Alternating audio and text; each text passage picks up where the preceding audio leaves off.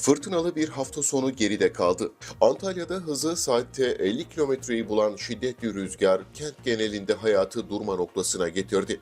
Meteorolojinin uyarısı sonrası yoğun sisle başlayan olumsuz hava koşulları Gazi Bulvarı'nda bir iş yerinin çatısının uçmasına ve elektrik tellerinin kopmasına neden oldu. Termosos Bulvarı'nda ise devrilen bir reklam tabelası park halindeki araçta maddi hasar yarattı. Sahil kesiminde ise dev dalgalar 30 metrelik falezleri aşarak görsel bir şölen oluşturdu. Antalya genelinde etkili olan şiddetli fırtına Serik ilçesinde de hasara yol açtı. Belek Mahallesi Günübirlik Caddesi üzerindeki ormanlık alanda bulunan bir çam ağacı şiddetli rüzgarın etkisiyle kökünden sökülerek yola devrildi. Kuvvetli rüzgar ve dev dalgalar hayatı olumsuz etkilerken define avcıları Konyaaltı sahiline akın etti. Meteorolojinin uyarılarının ardından falezleri döven dalgalara aldırış etmeyen vatandaşlar ellerinde dedektörlerle kıyı şeridinde değerli eşya aradı. Antalya genelindeki fırtına ve sağanak yüksek kesimlerde ise yerini kar yağışına bıraktı. Antalya-Konya karayolu üzerindeki 1825 rakımlı Alacabel mevkiinde kar kalınlığı 10 santimetreye ulaştı. Karayolları ekipleri çok sayıda iş makinasıyla kar küreme ve tuzlama çalışması yaptı.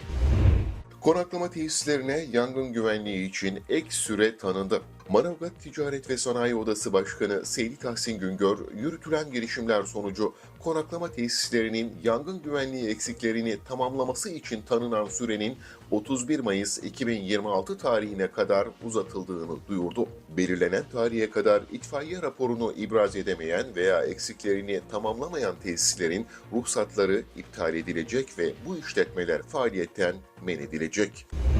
Antalya'da 13.000 sosyal konut için kurallar çekildi. Yüzyılın konut projesi kapsamında Antalya'da inşa edilecek 13.213 sosyal konutun hak sahipleri, Çevre Şehircilik ve İklim Değişikliği Bakanı Murat Kurum'un katılımıyla düzenlenen törende noter huzurunda belirlendi. Mimar Sinan Kongre Merkezi'ndeki törende konuşan Bakan Kurum, konut teslimlerinin 2027 yılı Mart ayında başlayacağını açıkladı.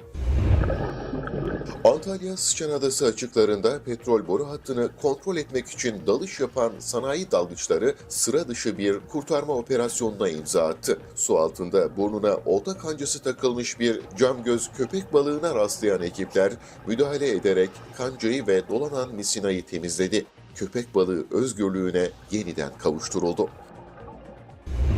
Antalya'da hafta sonu sosyal ve kültürel hayatta da dayanışma hakimdi. Gençlik ve Spor Bakanlığı bünyesinde faaliyet gösteren Antalya Özgecan Aslan Gençlik Merkezi Öğren Genç projesi kapsamında Korkuteli Kırkpınar İlkokulu öğrencilerine anlamlı bir kış desteği sağladı. Gönüllü gençlerin el emeğiyle ördüğü atkı ve bereler soğuk kış günlerinde minik öğrencilere ulaştırılarak yüzlerini güldürdü. Antalya'da bu yıl dördüncüsü düzenlenen Erzurum Tanıtım Günleri Cam Piramit'te gerçekleştirilen görkemli bir kapanışla sona erdi. Milli Eğitim Bakanı Yusuf Tekin ile Aile ve Sosyal Hizmetler Bakanı Mahinur Özdemir Göktaş'ın katılımıyla açılan etkinlikte Erzurum'un eşsiz kültürü ve yöresel lezzetleri Antalyalılarla buluşturuldu.